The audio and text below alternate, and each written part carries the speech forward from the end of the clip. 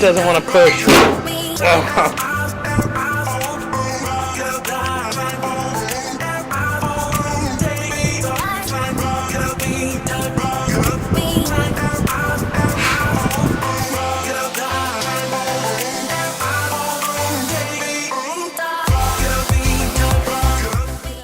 I'm super excited to be doing this. Is like my first interview type video. So Are you going to introduce me? Or? I'm going to introduce you. This is my sister. We are in the city of Maricopa. I have had coffee now, so I'm alive. Before I had coffee, I was not alive. And we are going to talk about some of the best interview questions that I've ever heard. And I'm going to ask them point blank. She has not heard them yet. Have you heard them yet? I have not heard them yet. Okay. So I'm just going to ask them point blank. These are some of the best interview questions that I've ever heard. Most of them come from stuff like the Tim Ferriss show, the podcast. Have you ever listened to Tim Ferriss podcast? No. I should send it to you because it's pretty awesome. The reason that I watch his show is not actually because I think he's super cool. The people that he interviews are really cool, and he asks really fantastic questions. One of the questions that he asks a lot is, who are 3 people that you think of as successful? That's a good question. 3 people that I think of as successful. Well, very first person that popped into my head was my grandfather. Okay. Our grandfather, who recently passed away. He always, I've always seen him as a successful person because he was able to accomplish a lot in his short career, because he retired very early. And because he was able to raise a family. And with very little starting to work with. Exactly. Yeah. He came from very, very poor means. Yeah. And everything he made for himself. And he, so I see him as a very successful person, and how he imparted that wisdom to us when we were growing up, and that's kind of passing on his legacy, which I see as something that successful people do. It's not only success in their own lives, but passing that legacy on. Right. So that's one. So that's one. You have to get 3. You have to get 3. Okay. Successful. So, Dr. Jamie Marich is a person that I really look up to. She's a psychologist. I'm in the field of mental health, so I really look up to her. She is an accomplished author and world traveler. She just came back from Iceland, which I think is pretty cool. Nice. And she has created her own therapy, basically, which is called Dancing Mindfulness, and teaches people how to move mindfully in their bodies and connect with themselves in order to move past trauma and stress and things like that. And so I definitely look up to her. I see her as a successful person because, again, she has made so much for herself, and she has, again, passed on her legacy to other people and become a renowned well, the Dancing Mindfulness thing is cool. If anybody watching hasn't seen that, it's kind of like a meditation, psychology mixed with movement, and it's kind of cool. And so my third person that I see as successful,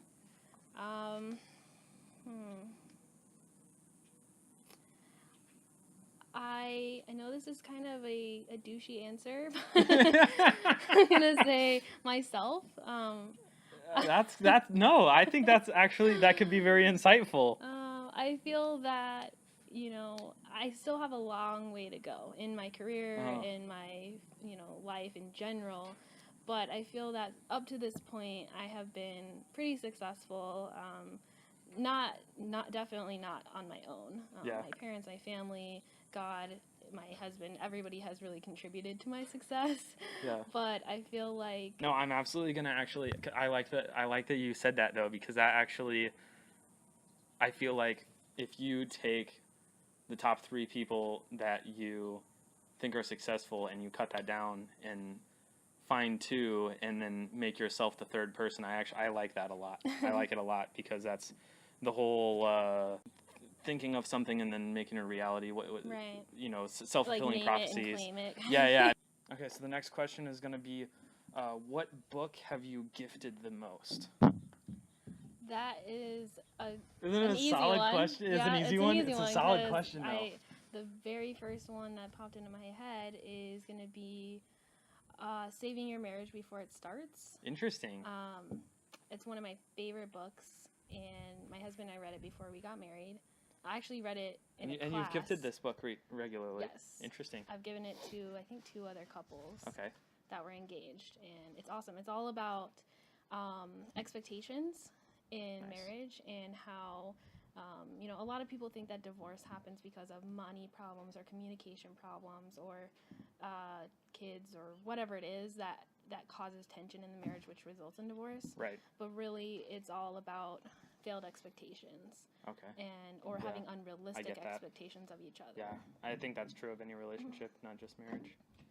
So that is by, I believe it's Les and Leslie Parrott. Okay. And it's a really, really excellent book, so definitely recommend it. Very nice. Cool. Mine is probably Looking for Alaska. Yes, which you have given to me. I've given that book to a lot of people. I go out and buy extra copies of that book so that if somebody ever tells me that they haven't read it, I can be like, here you go. Yeah. Right? Yeah. Looking for Alaska or really anything by John Green. I don't tend to give people The Fault in Our Stars as much, even though that's one of my favorite books. But I tell people about that one a lot, but I tend to give them Looking for Alaska, though. The one that I tell people a lot about is The Wounded Healer. The Wounded Healer. Okay. I haven't read that one either.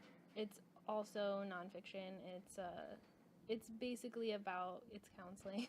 I mean, this is all I've been doing for like the last 5 years. I'm working on my master's. So, this book is so great because it talks about how everyone has wounds. Yeah. And even if you are a counselor, you have to deal with your own shit before you work with other people. So I really like that one a lot. That's cool. Okay, so the last question, I'm trying to remember because we had to switch from the DSLR to my phone, which all the questions are on, so we're filming on the phone now. The last question is, so what small purchase has positively impacted your life the most? It could be recent or it could be long-term, but small purchase, I'm thinking like under $100. That's a hard one. Isn't it tough? Purchase so many things. If you want to hear like a bunch of like super awesome people answer those questions, go listen to Tim Ferriss's podcast because he asks those questions a lot, and he gets some really cool answers. Yeah. I mean, it can be something like profound, or it can just be something like, this was, trying to, like, this was super easy. Profound, and it's not coming to me. Well, I mean, for me, and I've obviously had a lot of time to think about this, but for me, it's got to be Rich Dad Poor Dad. There's a book that I just bought, and it was like $7, I think. But it was like mind blown, totally changed my life about how I think about money and stuff like that.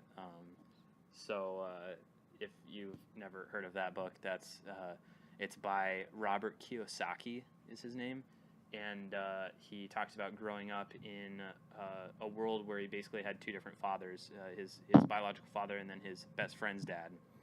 His biological father was a very successful middle-class man, and I think he was a PhD and did like a bunch of university professor type work and stuff like that. So very successful, but middle class, working man. You know?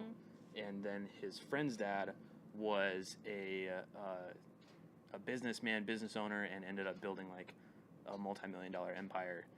And so when he was a kid, he went to his dad and asked him, "Hey, I want to know how to make money." And his dad told him, "I don't know how to do that. I work for a living." But this, your best friend's dad does know. You should go learn from him. And so he basically lays out like basically how his rich dad taught him to think about money, and then his middle class that he calls his poor dad, how his poor dad thought about money. And so the book is actually titled Rich Dad, Poor Dad, What the Rich Teach Their Kids About Money That the Poor and Middle Class Don't. And it was mind-blowing to just think about money in a completely different way. And it was like $6, I think, or $7. It's a fantastic book. Yeah, it was making me think of the book that I actually bought for you when I realized that you Yeah, already have right. it. Zen and the Art of Motorcycle Maintenance. Yeah, And, fantastic book. I started reading it, and that one has definitely been really cool because a lot of the stuff he's saying in the book I've always thought, but I didn't really Right. know how to put Have it you into read any words. other Zen books?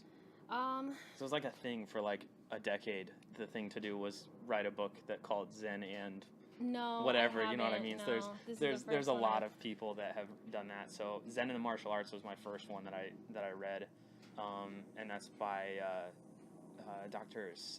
his name is Dr. Sankyo Shin. Mhm. So I'll probably put that in the description so Okay. that people know how to spell that. Sounds like But that's probably one of the best books that I've ever read. I guess it sort of makes more sense to people that are in the martial arts. right. But even if you're not in the martial arts, most of it is about relationships and, Zen mindset, stuff right, like that. Right. So I've always been like, I read that book when I was like 13 or something like that. So I've been into Zen for a long time. And so like when I read Zen and the Art of Motorcycle Maintenance, I was like, yeah, it's kind of interesting, but it's something that I've been into for a long time. And so I was like, wasn't oh my gosh, where have you been? Exactly. Yeah, right. So yeah. another one that was like that for me was The Power of Now by Eckhart Tolle. Okay. And I actually got the audiobook, which I definitely recommend because Eckhart Tolle reads it himself and he has an awesome voice. Nice. So I could just like listen to him all day. That's funny. But it really talks about presence and mindfulness in the present moment. And that was a pretty big one for me too. So. Yeah.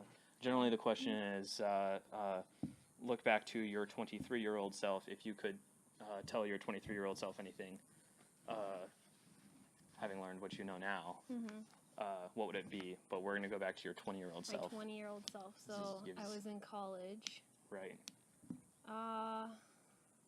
If I could say something to my 20-year-old self that I know now, it would be to be okay with myself the way that I am, and not to worry so much about what other people think, or even what my parents think, or not always going along with just what I'm told to do, Right. and to really dig more and figure out what it is that I want to do, because that's something I still kind of struggle with, but not nearly as much. And I think if I had started at 20, kind of figuring that out, Obviously, the earlier wouldn't take as long. The earlier you start, the better. Like, in order for this question to be profound at all for me, we would have to go back to like 15 or something. You know what I mean? Yeah. What would you tell your 15-year-old self? Yeah. Well, what would you tell your 15-year-old self? Oh, what would I tell my 15-year-old self? Wear clothes that fit. Like looking at pictures from like my early high school and stuff like that. Like, I think the most painful thing for me to do is like look at the T-shirts that I used to wear. I used to wear like extra large T-shirts when I was like, I weighed like 120 pounds. So yeah, wear clothes that fit because. I would tell your 15-year-old self to get a haircut. Yeah, it's true. I had that hair was very much in style back then. True. That's funny. But yeah, I think mostly I don't know. just I feel like I was more okay with myself when I was 15 than I am now. I feel like I'm getting worse. I definitely had more money back then. one of my favorite quotes in high school was always the one by Henry David Thoreau about marching to the beat of your own drum. And I realize now that I never did that. Yeah. Like, I loved that quote, but I really never did that. I was always doing what everybody else wanted. Yeah. Instead of what I wanted. And so now sometimes it's hard to even determine what it is that I want. So I think that's definitely what I would. Yeah, see, I think I did a really good job of that when I was in high school, when I was like 15, 16. I did a really fantastic job of that. And then as I like kind of moved out of the house and went to college and stuff, I started doing terrible at that, and started listening to the world and doing everything that they told me to do and stuff like that. And then, so I feel like I'm just now getting back into it. But I felt like I was more like true to yourself. Yeah. So, but yeah, anyway. So that has been a Motoasi interview, my first interview ever. I'm excited about it. Good job. High five.